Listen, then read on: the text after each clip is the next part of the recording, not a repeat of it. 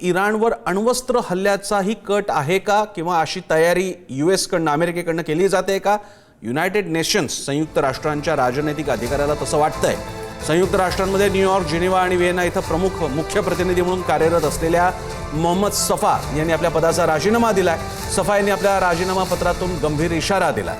इराणवर अण्वस्त्र हल्ल्याचा कट असून किंवा तसं नियोजन असून 1 कोटी लोकांचा जीव त्यामुळे धोक्यात येत असल्याचं म्हटलंय आणि युनायटेड नेशन संयुक्त राष्ट्रांकडून अशी परिस्थिती निर्माण झाल्यास काय करायचं याची तयारी सुरू आहे असाही दावा ते करत आहेत. इराणकडून जागतिक शांततेला कोणताही तत्काळ धोका नसतानाही युद्धाचं वातावरण जाणीवपूर्वक तयार केलं जात असल्याचा दावा मोहम्मद सफा यांनी केला. सतीश ढगे लेफ्टनंट कर्नल आपल्या सोबत आहेत. सतीश ढगेजी, यापूर्वी सुद्धा अशी कुणकुण होती की कदाचित हा शेवटचा ऑप्शन वापरला जाऊ शकतो अमेरिकेकडून, मात्र आता संयुक्त राष्ट्रांचा एक अधिकारी थेट असा दावा करतोय. कशा प्रकारे बघायचं? नक्कीच इनर सर्कल मधल्या एखाद्या अधिकाऱ्याने जर असा दावा त्या ठिकाणी केला असेल तर त्याला सिरियसली घ्यावं लागेल.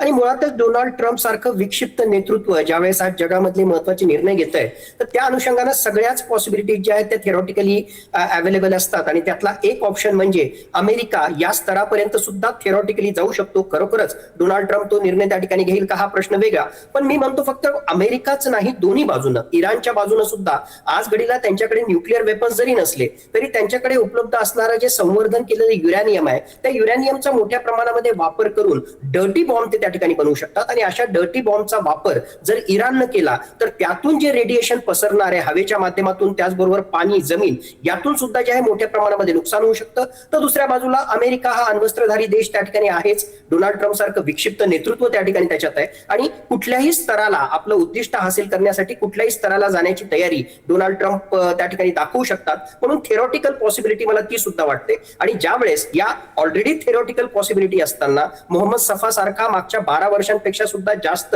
आंतरराष्ट्रीय स्तरावर ह्युमन राईट्सशी संबंधित काम केलेला व्यक्ती जर असा दावा करतो आणि त्या अनुषंगानं जर राजीनामा त्या ठिकाणी देतो आणि सोबतीलाच WHO वर्ल्ड हेल्थ ऑर्गनायझेशन जागतिक आरोग्य संघटनेनं सुद्धा त्यांच्या रिजनल डिरेक्टरनं सुद्धा काही दिवसापूर्वी त्या ठिकाणी सांगितलेलं आहे की सगळ्याच ऑप्शन्स कन्सिडर करून WHO सुद्धा जे आहे एक प्रकारे कंटिंजन्सी प्लॅन म्हणून NBC वॉरफेअर, न्यूक्लिअर, बायोलॉजिकल आणि केमिकल वॉरफेअरच्या अनुषंगानं काय काय तयारी करायची या अनुषंगानं त्यांच्या स्टाफला सुद्धा जो आहे तो त्या ठिकाणी ट्रेन करतोय. ढगेजी, हे अतिशय गंभीर आहे.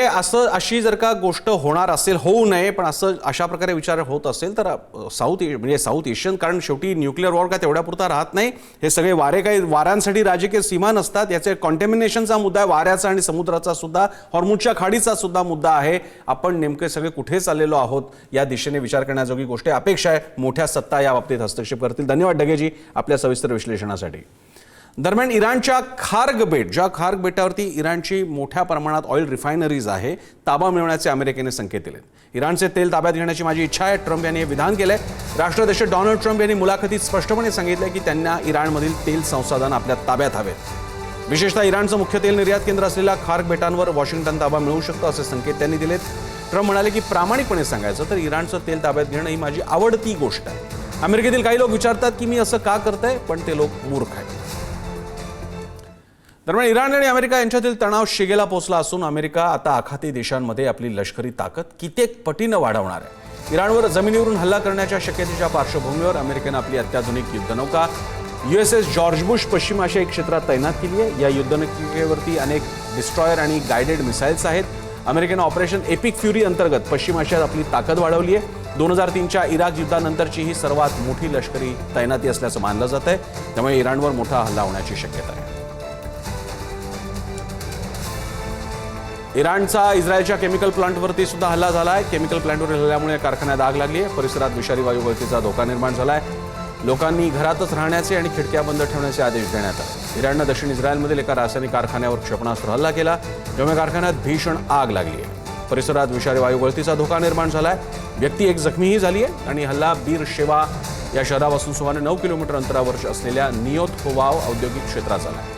हल्ल्यानंतर कारखान्यात धोकादायक रसायन असल्यानं अधिकाऱ्यांनी रहिवाशांना घरातच थांबण्याचा, खिडक्या बंद ठेवण्याचा सल्ला दिला.